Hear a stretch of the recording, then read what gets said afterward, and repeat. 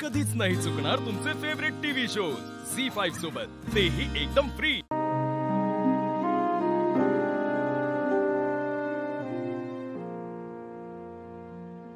नाराज आहेस का? झोप तू अप्पे। आणि तू? मी आहे इथंच, कुठं जातोय तेव्हा?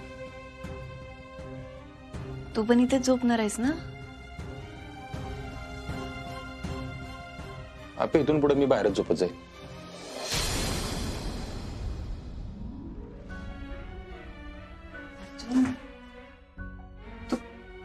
अप्पे बघ, माझी बाजू समजून घे। खोलीत झोपलं ना, उठल्यानंतर डोळे उघडले ना की मला हे फोटो दिसतात बाळांचे, सगळे ते खेळणी दिसतात, असं सगळं आठवतं। सगळं म्हणजे सगळंच आठवतं।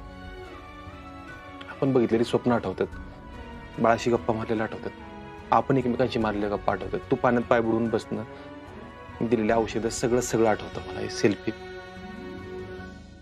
इथे सगळं फिट बसलंय ग, मला ते सगळं आठवतं। आणि अर्जुन, अरे एकदम माझ्यासारखा विचार करून बघ की। तुझ्यासारखं म्हणजे? अप्पे मला नाही आवाज येत बाळाचा। माझ्या मनाला मी समजवलेलं आहे की आपलं बाळ जिवंत नाही। अर्जुन, तूच नियतीबद्दल बोलला होतास ना रे? तूच सांगितलं होतंस ना मला, माझा तर नियती नशीब या गोष्टींवर विश्वासच नव्हता, पण आता माझं आहे नाही। अरे पण आजवर होता की अर्जुन, तूच म्हणायचास ना नियतीने आपल्याला एकत्र आणलंय। मग आपलं लग्न आठव अर्जुन, आपली पहिली भेट, मी तिकडे शेतावर आली होती, नेमका तूच। एक मिनिट अप्पे, तुझा मुद्दा काय? अर्जुन, माझा मुद्दा हा आहे की नियती आपल्याला दिसत नाही ना, पण ती आहे ना। हे बघ, आता तुझा जरी नसला ना तरी माझा नियतीवर विश्वास आहे, आणि मला असं वाटतंय की आपलं बाळ नियती आपल्याला परत मिळवून देईल।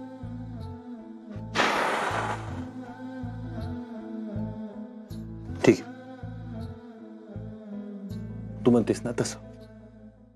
आता मला काही प्रश्नांची उत्तर दे।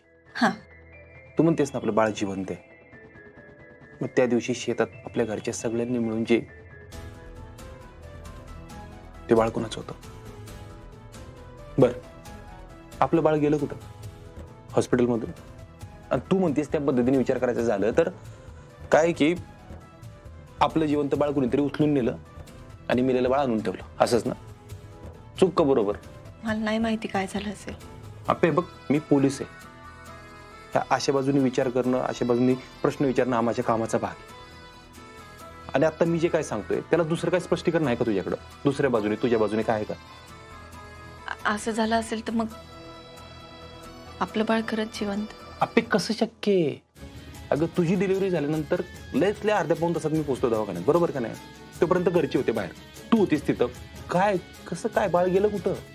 अर्जुन, माझी डिलिव्हरी झाली होती, त्यानंतर मी ग्लॅनीत होते, मला फक्त तुझा चेहरा आठवतोय, मला नाही आठवते बाकी काही। बरं ठीक आहे, मला एक सांग, तुला आत्ता बाळाचा आवाज येतोय? आत्ता नाही येते, रडला की येत। आणि हे जे काय तुला वाटतं की हे जे काय वाटतंय बाळाबद्दल, ते आता मध्ये शेतावर गेली होतीस त्यावेळी पण वाटलं ना, तसं आत्ता वाटतंय? हे म्हणतोय, हे जे काय तुला वाटतं ना ते फक्त तुझ्या डोक्यात आहे।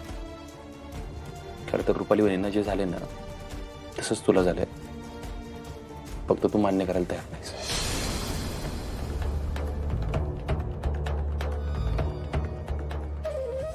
माझ्याकडे आत्ता यावरची उत्तर नाहीच आहेत म्हणजे। पण अर्जुन, तू जसा नियतीवर विश्वास ठेवलेलास तसा एकदा माझ्यावर ठेवशील?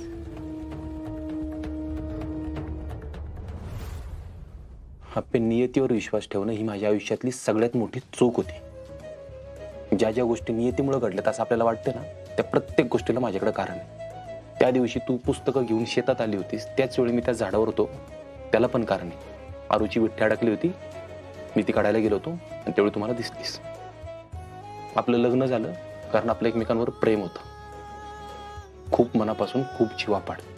हे तुला माहितीये, मला माहितीये, सगळ्यांना माहिती, म्हणून आपलं लग्न झालं। आणि मी अशा एक नाही 100 गोष्टींना कारण देऊ शकतो ज्या गोष्टी नियतीमुळे घडल्यात असं आपल्याला वाटतंय।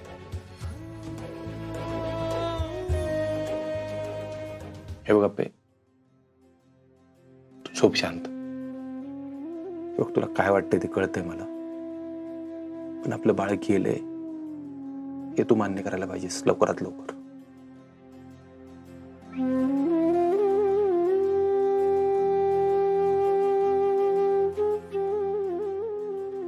अनाप्पे,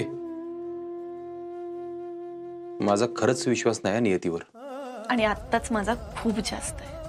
अप्पे, जितक्या लवकर होईल तितक्या लवकर तुझ्या मनाला तू हे समजावलं पाहिजे की आपलं बाळ जिवंत नाही. नाही तर बाकीचे म्हणतात ना, ते मला पण पटेल की मी वेडी आहे.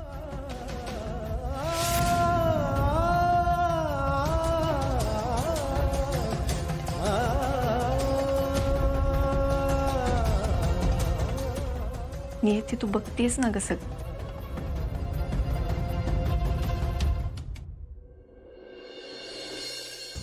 दीपे, काय घडलं का तिकडे?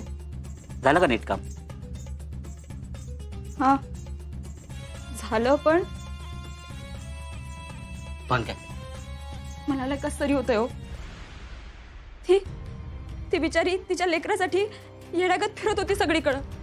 माझ्या पोटात ढवळून आलं. दीपे, तू आहे ना खूप विचार करतेस. नको ना एवढा विचार करूस. तिच्या जागेवर मी असती तर, आपल्या बाळाला कोणी पळवून नेलं असतं तर. हे बघ दीपे, आपण जे करतोय ना ते पैशासाठी करतोय, आणि या पैशांचा उपयोग आहे ना आपल्या बाळासाठीच होतोय.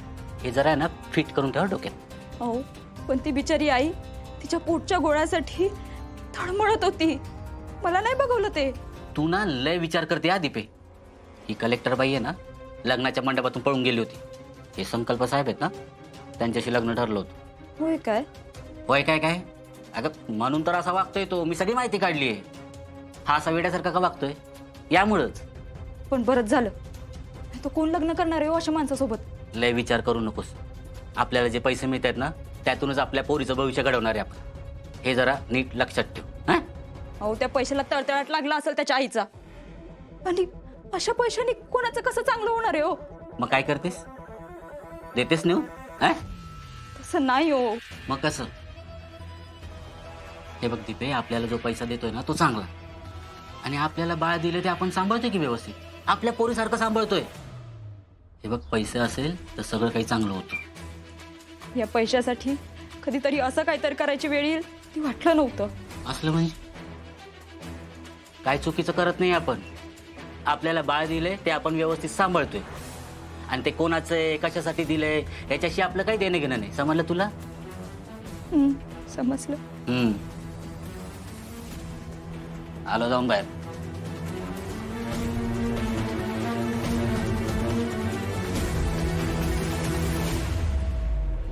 झी5 ॲप डाउनलोड करा आणि पहा सर्व एपिसोड्स एकदम फ्री.